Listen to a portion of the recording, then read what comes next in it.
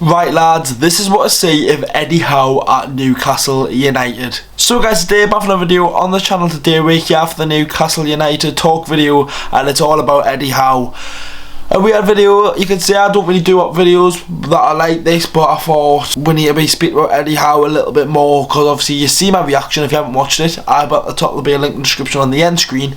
Basically it was just a quick little talk video, literally a 2-minute long video, just basically explaining Eddie Howe was at the club and my thoughts on the appointment. But in this video we'll speak tactically, we'll speak managerial, we'll speak everything that's got to do with Eddie Howe at Newcastle United. Make sure to leave a like, boys, subscribe to the channel if you haven't already, make sure to do so. Anyways boys, let's get to the video now. Let's start off by looking at Eddie Howe, and let's look at some history at his time as a manager. Right then, let's speak about the history of Eddie Howe. We all know him as being Bournemouth manager. He played for Bournemouth as a player, had a connection there with the football club, and really settled himself into Bournemouth, AFC Bournemouth history. He's written in the stars. He's probably the most successful man to ever do anything for Bournemouth, and that's not just the football club, it's the city itself. A sensational bloke to many people, and Bournemouth fans will still do love him to this day. He's done a sensational job as a manager for Bournemouth. Got them from League 2 all the way up to Premier League football. It's absolutely sensational, and for me, does not deserve the credit that he deserves. And that's not just saying that because he is Newcastle United head coach now. He is a sensational manager. Tactically the lot, but we'll speak tactically later. The history as a manager, he got them. Let's look at some like big moments in his career. So starting off in the 2012-13 season, he got Bournemouth from League 1 to the Championship, which you thought they'll struggle. Obviously I didn't really follow League 1 Championship at this time, but you would expect a team coming from League 1 to just want to stay in the Championship and build from there. In their first season in the Championship, they finished 10th, and you look at that and that's a good start, and you think, right, how can they do next season? They finished top of the league with 90 points in the Championship. When Newcastle win the Championship under Rafa Benitez, we got 94 points, and people were saying we were one of the best Championship teams to ever brace the Championship. For them to get 90 points in the 14-15 season, singing it, some really good players in that year. Callum Wilson being one that sticks to mind. Obviously he's the number 9 of Newcastle United now.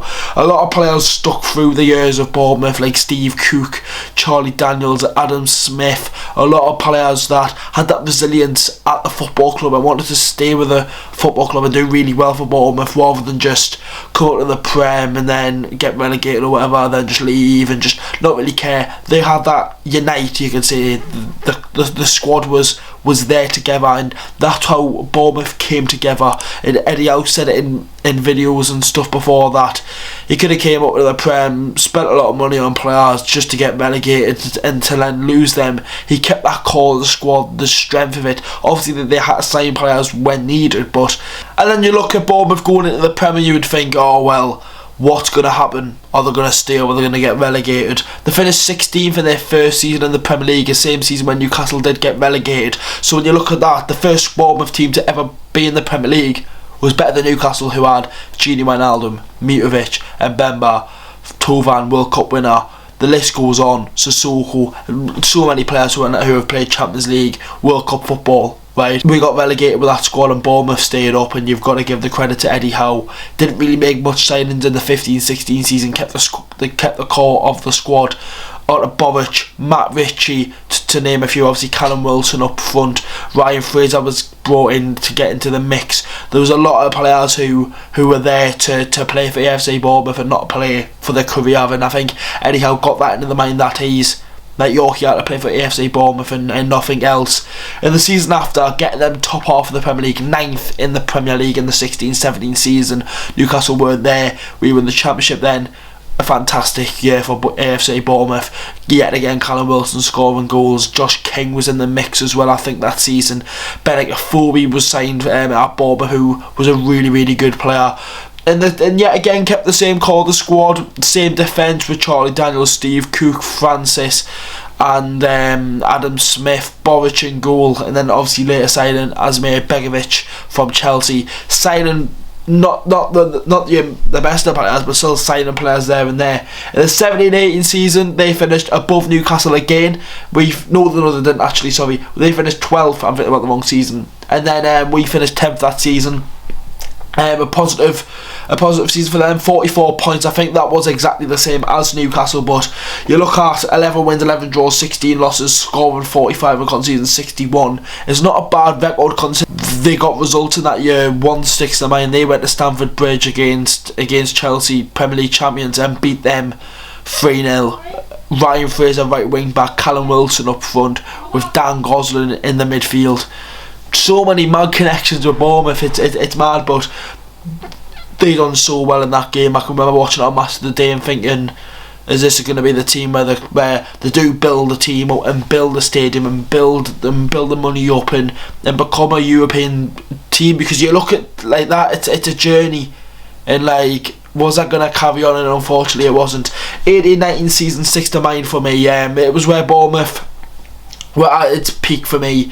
13 wins that season out of 38 games, obviously a fantastic record, and 2 players who play for Newcastle put themselves into Premier League history books, Callum Wilson and Ryan Fraser, with the goals and assists that they were getting between them. It was ridiculous. Bournemouth at the start of the 18-19 season were on fire, and were away against Watford, they were smashing the goals in. They beat Brighton, I think 5-1 or something, or 5-0.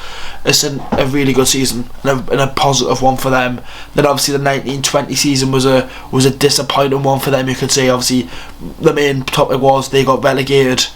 It was a disappointing season. They had a lot of good players in that year. Like, they obviously signed Lerma, they signed Dan Juma, they had a lot of good players in the 1920 season, but obviously COVID hit, they returned to football, and I remember they were just so poor when returning to football and just couldn't do anything. I remember the first game they played out of the lockdown was against Crystal Palace. They got beat 2-0, and they finally picked up a result against Leicester at home.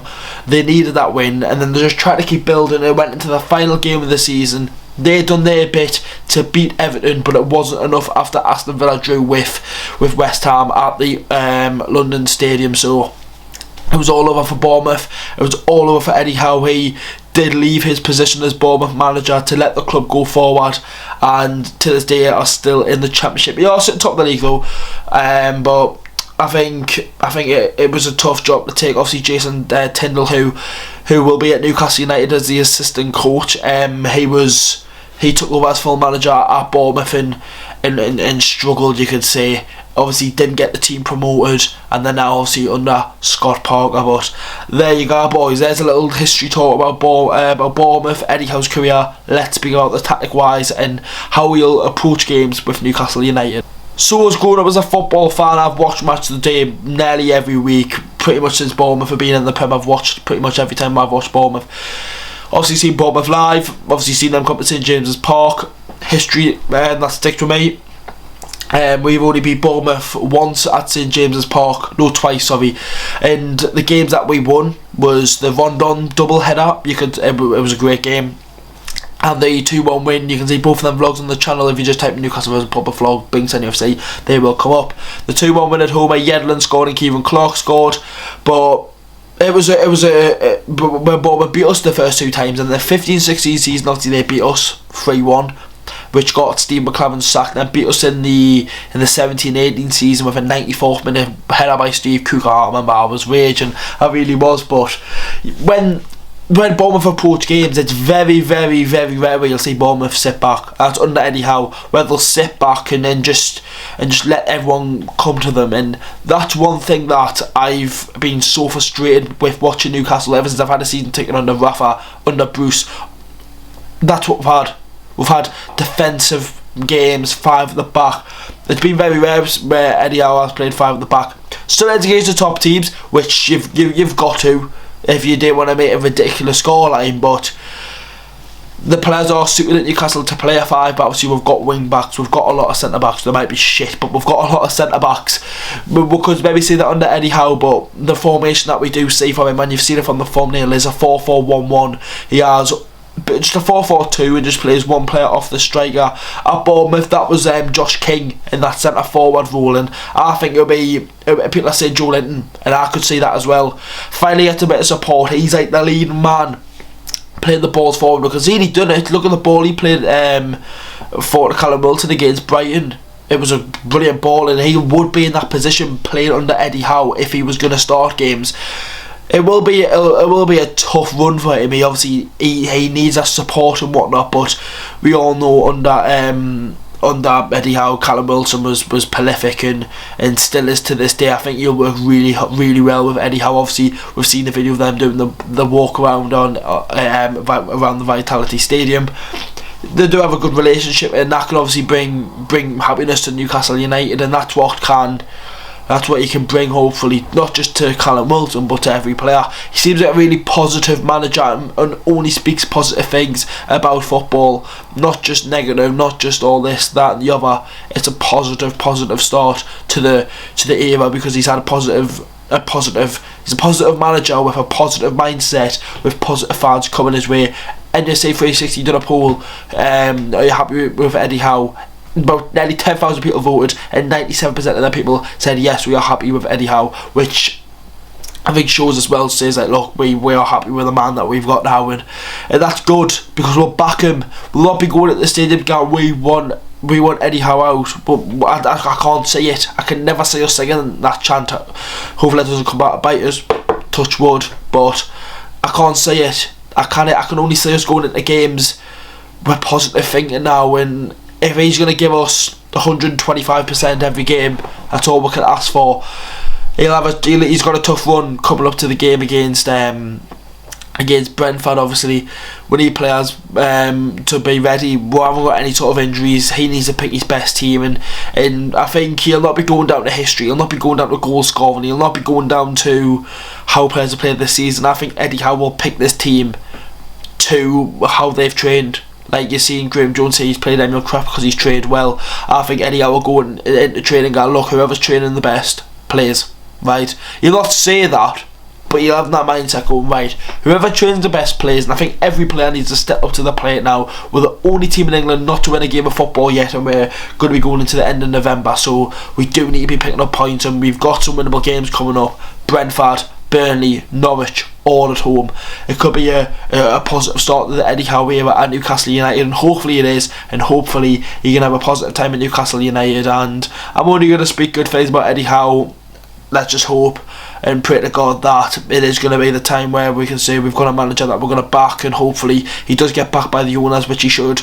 In January it could get interesting. So then boys, that is the end of the talk with Eddie Howe. A bit of a longer video than normal, but if you did enjoy it, make sure to leave a like. Obviously I'm delighted by the signing of our new head coach Eddie Howe.